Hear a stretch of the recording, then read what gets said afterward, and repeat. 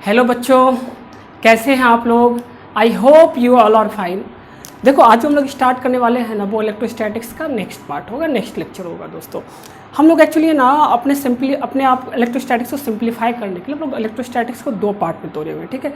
एक इलेक्ट्रोस्टैटिक 1 है जिसमें हम लोग है ना इलेक्ट्रोस्टैटिक्स प्लस मैकेनिक्स पढ़े थे, इलेक्ट्रोस्टैटिक्स प्लस मैकेनिक्स, जिसमें आप पढ़े थे Coulomb's law, electric field, electric potential और डिफरेंट सिचुएशन में उसका डेरिवेशंस।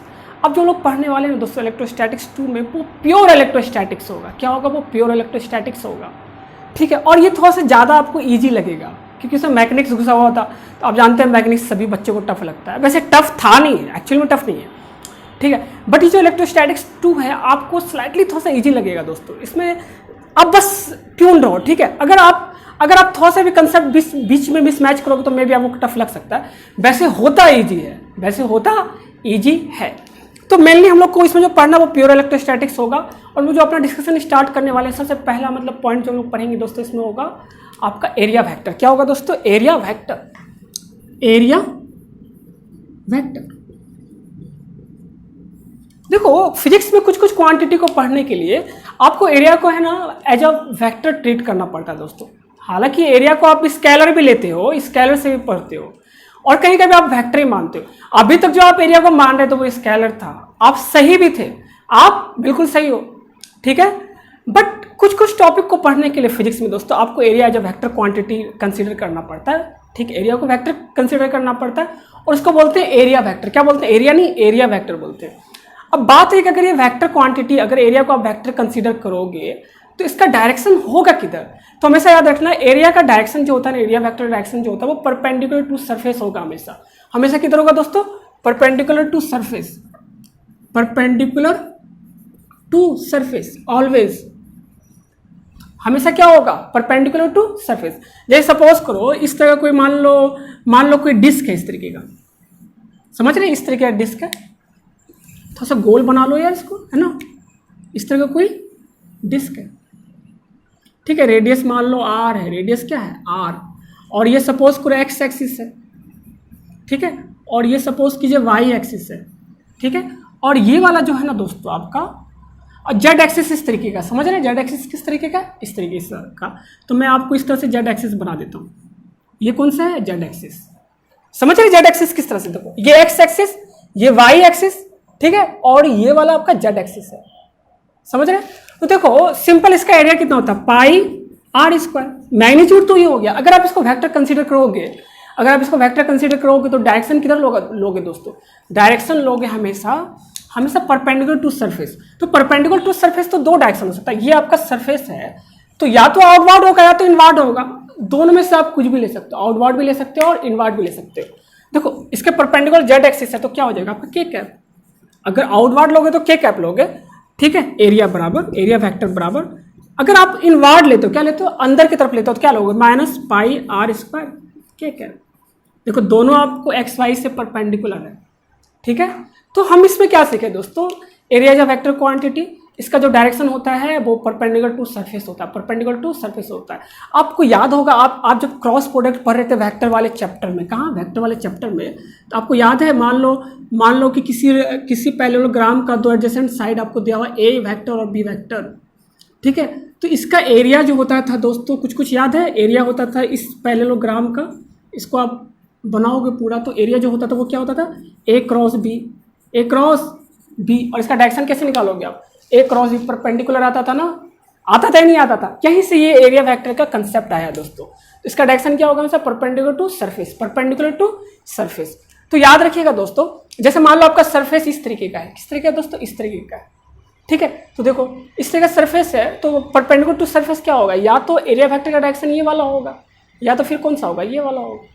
और एरिया जो होगा उस इनटू इस डायरेक्शन, परपेंडिकुलर डायरेक्शन में यूनिट वेक्टर से मल्टीप्लाई कर दो तो एरिया वेक्टर आ जाएगा आपका, ठीक है। या सपोज करो कि आपका इस तरह से कोई रेक्टेंगल है इस तरीके का दोस्तों,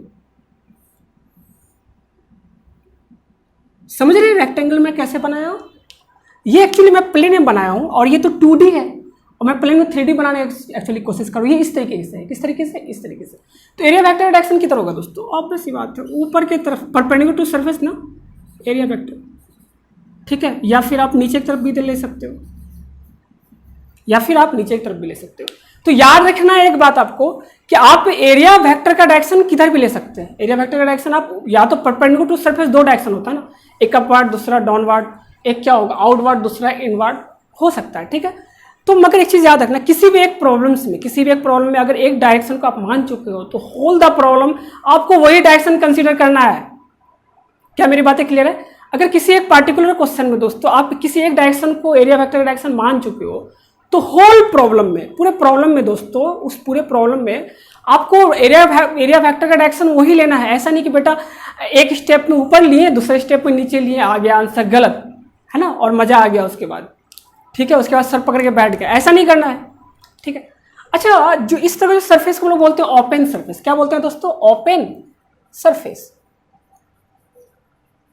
आपके पास कुछ कुछ क्लोज सरफेस भी होता है, लाइक स्फीयर हुआ। स्फीयर क्या होता है दोस्तों? Close surface. अरे हर तरफ से क्लोज होता है यार, जैसे आपका क्यूब हो गया दोस्तों। क्या हो गया? क्यूब। क्यूब भी क्या है? हर तरफ से क्लोज है, इसको बोलते हैं क्लोज सरफेस। क्या बोलते हैं दोस्तों? Close surface.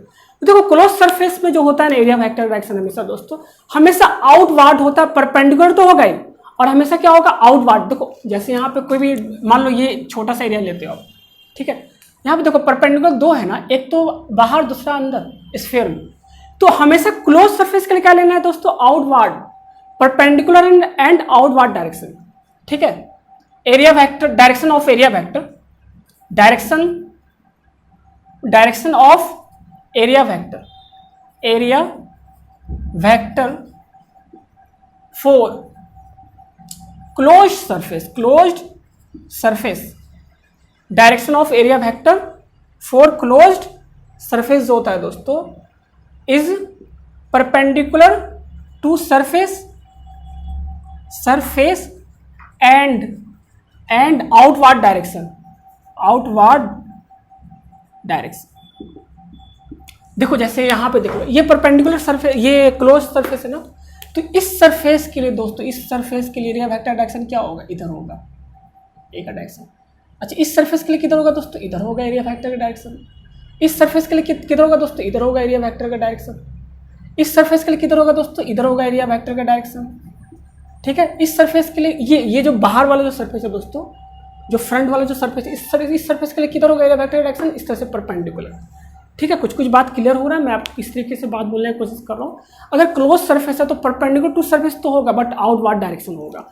अगर ओपन सरफेस है, ये कैसा सरफेस है दोस्तों? ओपन सरफेस में दोनों तरफ हो सकता है, ऊपर भी नीचे भी, क्योंकि इसमें आउटवर्ड और इनवर्ड का कोई कंसेप्ट नहीं है ना, आउटवर्ड और इनवर्ड का कोई कंसेप्ट नहीं, तो perpendicular to surface for open surface.